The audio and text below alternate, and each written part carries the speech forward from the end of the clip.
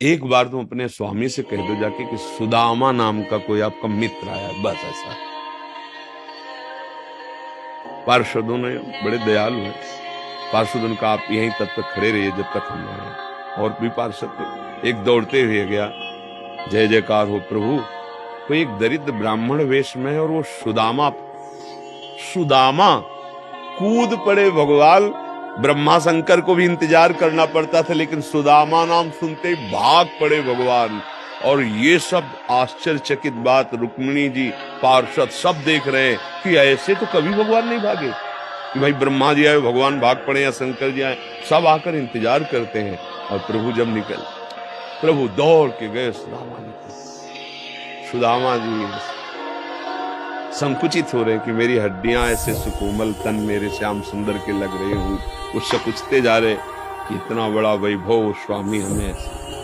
भगवान अपने हाथ से चरण पखारे सुदामा जी के, हाल रखकर।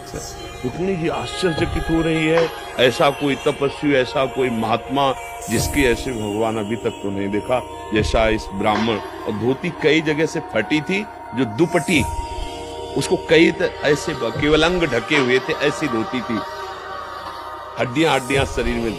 रुक्मिणी जी के पलंग पे बैठाला भगवान ने, जिस पलंग को ब्रह्मा शंकर नमस्कार करते हैं, उस पलंग पे बैठाला, चरण धोए, चरणामृत का हो भाग्य आप पधारे, भोजन पाने से चरण दाब रहे। सुदामा जी से दास पर कितनी प्रीति प्रभु करते हैं।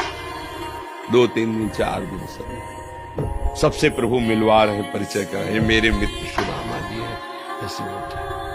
और सबके बीच में कहा कि ब्याह हो गया है, क्योंकि जब मित्र बने थे तब तो गुरुकुल में थे। सुदामा ने कहा पुत्र भी है, भाभी ने कुछ दिया भी होगा हमारे लिए। अब ये वैभव, अब वहां फटे कपड़े में तंदुल कैसे?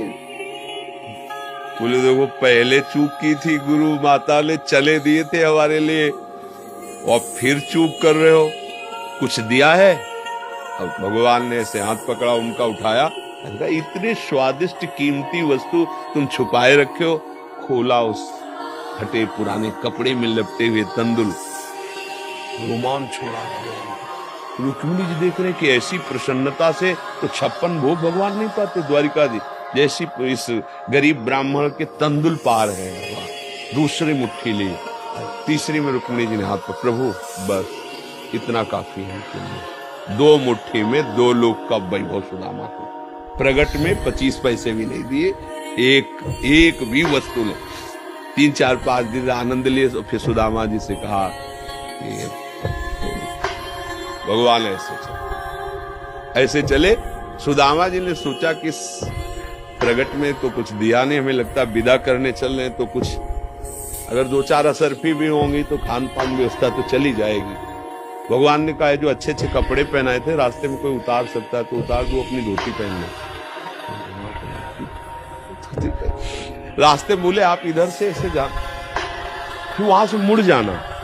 बोले हम तो आए थे तो रास्ता तो जानते हैं, प्रभु चले गए। और रास्ते में सोच रहे मेरे मित्र कितने कृपालु हैं, मुझे इसलिए नहीं दिया कि ये कहीं मेरा चिंतन छोड़कर धन का चिंतन न करें। हे श्री कृष्ण, सदैव आप जैसा ही मित्र मिले। सोचते सोचते आए तो देखा फिर वही द्वारिकापुरी। बोले मेरी बुद्धि मारी गई है कि वास्तविक यहाँ कोई रचना हो गई। यहाँ तो हमारी एक छोटी सी कुटिया थी, ऐसा देखा कि उनकी पत्नी जो है स्वर्ण थाल लिए दास दासियों से आरती उतारने। तो उनका तुम कौन हो? तो उनका आपकी दासी हूं, आपकी पत्नी। ये सब बोले जिनके पास गए थे ना, उन्होंने सब अश्रुपुलकित हो रहे कि वास्तविक तेरे दरबार की आली निराली शान ये देखी, सखावत खुद तेरी गलियों में चक्कर काटते देखा, फैलाया हाथ जिसने तेरे दरबार में आकर तुझे देते नहीं देखा, मगर झोली भरी देखी। ऐसे अगाध सिंधु भगवान का दासत्व भला हमको निष्फल कैसे हो जाए? हम जो राधा राधा जप रहे, हरि हरि, ये कभी निष्फल हो सकता है, पर धैर्यवान रहो।